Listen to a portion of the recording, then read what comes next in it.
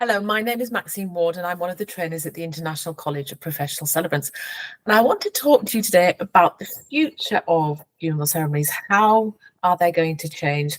Now, funerals have been the cornerstone of human culture since time began. And why? Because they allow people to come together to honour and show respect for the parting of a loved one. And as a funeral celebrant, you will play a vital role in ensuring the smooth running of this very, very important rite of passage, which in turn will aid the family with their grieving process. However, our societal norms evolve, don't they? So do our approaches to traditions and customs. And as we look to the future, the way that we celebrate and commemorate the deceased is expected to transform in several significant ways. As a celebrant, it's your role to stay up to date with ceremonial trends and to offer your clients the most personalised and appropriate ceremonies for them. So we've got some predictions about what's happening in the future, but first of all, let's talk about why we need to change. Well, everything changes, doesn't it? And it evolves, and funeral ceremonies are no exception. There can be many, many different factors that contribute to the need for change. One of these is the cost for a funeral. In the last 10 years, the cost of a funeral has risen by 40%, with the cost of living and financial and economic hardships. Affording a traditional funeral service can be difficult. So people are going to look for more cost-effective ways to celebrate their loved ones. Another factor that we're increasingly aware of is sustainability. So there's a growing interest in finding environmentally friendly ways to send off a loved one. There's a reduced participation really in religion and religious practices, which can impact also the way that we approach funerals. So what can we expect? Well, being a celebrant, at the core of what we do is making sure that a funeral is very personalised. And traditionally, we've done that in the ways that we actually deliver the funeral and the words that we say. But as society moves away from standardization, we're going to be seeing a move where people are going to want funerals, for example, in different places other than a crematorium or a cemetery or a church. So why shouldn't they have that? You know, people have got different unique lives, different values and beliefs, and different personalities. So it might be that in terms of planning the location of a funeral, people look for different venues, so we can have that discussion as a celebrant. And really, we're on a crusade to let people know that they can have a funeral just about anywhere they want to, with the permission of the landowner. Sorry. So that might be in unconventional locations like a beach, a park, or even a family home. And a friend of mine once had her father's funeral at her family home.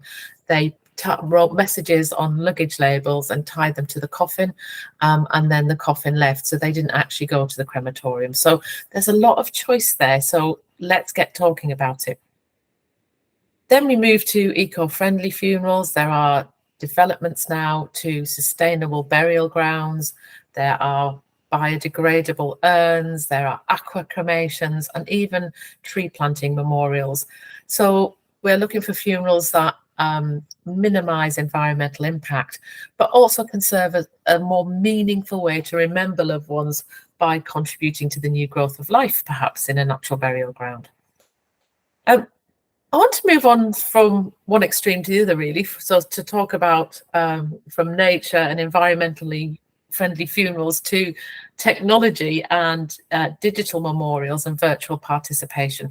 So technology has revolutionized many aspects of our lives, and as a funeral celebrant, we get used to being able to have a webcast where the webcast can be broadcast live to families who can't actually make it to the crematorium. So live streaming is becoming increasingly popular, and there's lots of different ways you can use that technology. For instance, somebody can in another country who can't come to the funeral could record a reading, and that can be uploaded and played in the crematorium or by you if the funeral is happening at a different site.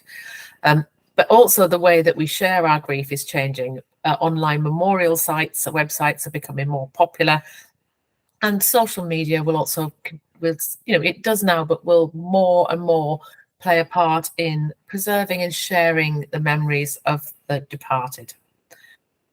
So we've talked about that. What about culture? Well, our cultural standards, our cultural ways, the things that affect our cultures are always changing. So, for example, families from mixed cultures are becoming much more commonplace, and funerals can celebrate and indeed embrace a person's unique culture, heritage, and customs. So, for instance, if the deceased has dual heritage, as a celebrant, you might be acknowledging and embracing and including many different rituals from those cultures into one ceremony.